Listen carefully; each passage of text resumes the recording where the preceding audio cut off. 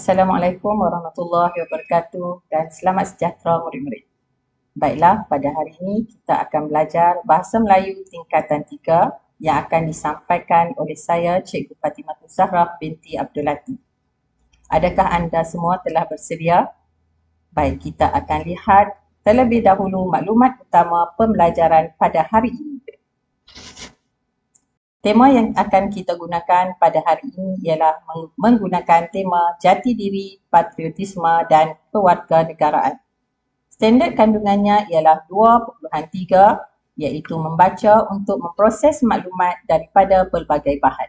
Manakala standard pembelajarannya ialah 2.3.1 iaitu membaca dan mengulas maklumat daripada pelbagai teks dengan betul dan tepat.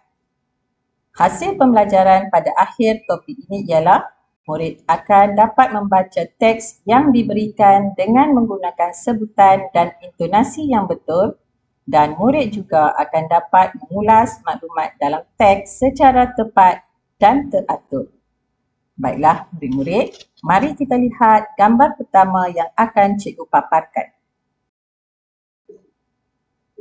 Apakah yang dapat anda lihat pada gambar ini?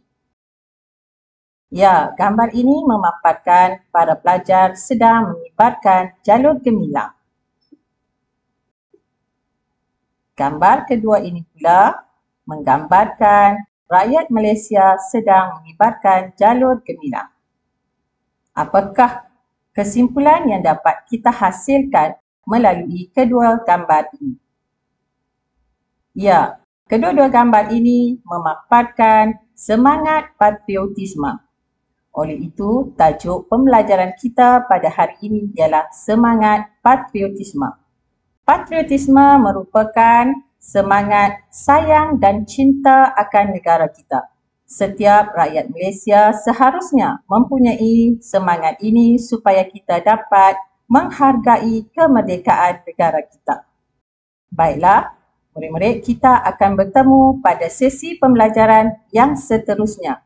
Sekian, terima kasih.